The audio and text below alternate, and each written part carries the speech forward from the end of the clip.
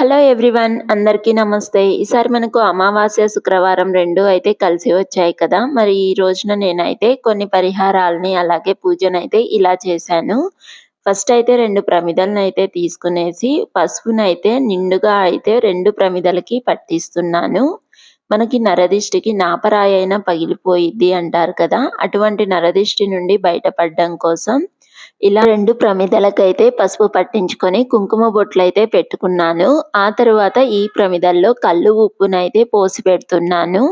ఇంకా ఈ కల్లు ఉప్పు పైన కొద్దిగా పసుపు, కుంకుమను కూడా చల్లుకునేసి, ఒక నిమ్మకాయని అడ్డంగా కట్ చేసి, ఒక దబ్బను పసుపులో, ఇంకో దబ్బను కుంకుమలో అయితే నిండుగా పట్టించి, ఈ కల్లు ఉప్పు పైన అయితే పెట్టుకొని గడపకు ఇరువైపులా అయితే పెట్టుకుంటాము. అలాగే ఈరోజు నేను ఈశాన్యంలో రాగి చెంబును కూడా పెడదామనుకుంటున్నాను. దీనికోసం అయితే ఫస్ట్ రాగి చెంబుని తీసుకునేసి పసుపు, కుంకుమతోటి బొట్లు పెట్టేసుకొని, ఈ రాగి చెంబు నిండా అయితే నీళ్ళైతే పోసి పెడుతున్నాను. మనకు రాగి ఎప్పుడైనా రాకోరుతుంది అంటారు కదా! ఇంకా అలాగే ఈ నీళ్ళల్లో కొద్దిగా పసుపుని, కుంకుమని, యాలుక్కాయని, గంధంని, ఇంకా ఇలా గులాబీ పువ్వులనైతే పెట్టుకున్నాను. నేనైతే ఇక్కడ రాగి చెంబునైతే గడప దగ్గర ఈశాన్య మూలలో అయితే పెడతాను. ఇంకా ఇక్కడైతే ఫస్ట్ గడపకు అయితే పసుపు పూసుకునేసి, ఇలాగ ముగ్గులైతే వేసి గడపనైతే అలంకరించుకుంటున్నాను. ఇంకా ఇంటి ముందలైతే ఒక చిన్న ముగ్గు అయితే వేశాను, పద్మం ముగ్గు. ఇంక మా బుడ్డిదైతే అప్పటికే లేచి స్నానం కూడా అయితే చేసేసింది. ఇంకా ఇలా ఇంటి ముందైతే ముగ్గులైతే వేసుకునేసి, ఈశాన్య మూలలో అయితే రాగి చెంబైతే పెట్టడం కోసం ఆ మూలనైతే ఒక చిన్న ముగ్గు అయితే వేసుకునేసి, పసుపు, కుంకుమ, ఇంకా ఫ్లవర్స్‌ని అన్నిటిని పెట్టి రాగి చెంబునైతే పెట్టాను. అలాగే గడపకి ఇరువైపులా మనం తయారు చేసుకున్న ప్రమిదల్ని కూడా పెట్టేసుకునేసి, ఇక్కడ గడపకైతే పూజ చేస్తున్నాను. అలాగే ఇంట్లో కూడా అయితే పూజ అయితే చేశాను ఉదయమే.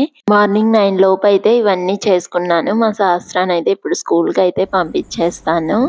ఇంకా తర్వాత అయితే సాయంకాలంలో అయితే నేనిక్కడ ఐశ్వర్య దీపం అయితే పెడుతున్నాను. దీనికోసం అయితే మళ్ళీ స్నానం చేసి రెడీ అయితే అయ్యాను. ఈ ఐశ్వర్య దీపం పెట్టడం కోసం మనము ఒకసారి అన్నీ ఒక దగ్గర పెట్టుకొని చేసుకోవాలి. మధ్య మధ్యలో లేస్తూ అలా చేయకూడదు.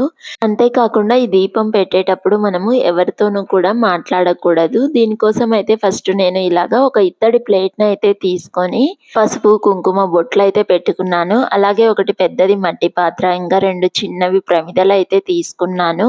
ఫస్ట్ అయితే పెద్ద మట్టి పాత్రకైతే నిండుగా పసుపు పూసి కుంకుమ బొట్లయితే పెడుతున్నాను. తెరలుగా అయితే పూయకూడదు. అలాగే 2 చిన్న ప్రమిదలనైతే తీసుకునేసి, ఒకదానికి నిండుగా పసుపు పూసి కుంకుమ పెట్టాను. ఇంకో దానిలో అయితే దీపం వెలిగిస్తాం కాబట్టి లోపల పసుపు పూయకుండా బయట పైన అయితే పసుపు పూసి కుంకుమ బొట్లయితే పెట్టేశాను. ఉప్పు దీపాన్నయితే నేనిప్పుడు పూజ గదిలో వెలిగిస్తున్నాను. మామూలుగా దీన్ని మనము హాల్‌లో కూడా అయితే వెలిగిస్తారు కదా! ఫస్ట్ అయితే నేనిక్కడ ఇత్తడి ప్లేట్‌నైతే పెట్టుకునేసి, దానిపైన అయితే ఈ పెద్ద మట్టి పాత్రనైతే పెట్టుకునేసి చుట్టూ అయితే పూలు పెడుతున్నాను. ఆ తరువాత ఈ పెద్ద మట్టి పాత్రలో మనం అయితే కల్లు ఉప్పు అయితే నింపుకోవాలి. ఇది నింపుకునేటప్పుడు మనకు ఉప్పు కింద పడిపోకుండా చూసుకోవాలి. ఇంకా చిన్న మట్టి ప్రమిదలనైతే పెడుతున్నాను. ఒక చిన్న ప్రమిద పెట్టిన తర్వాత దానిలో అక్షింతలు వేసుకొని, దానిపైన ఇంకో చిన్న ప్రమిదనైతే పెడుతున్నాను. ఇక్కడ నువ్వుల నూనె వేసి నేనైతే 3 ఒత్తులను వేసి దీపాన్నైతే వెలిగిస్తున్నాను. మనం ఆవు నెయ్యితో కూడా దీపాన్ని వెలిగించుకోవచ్చు.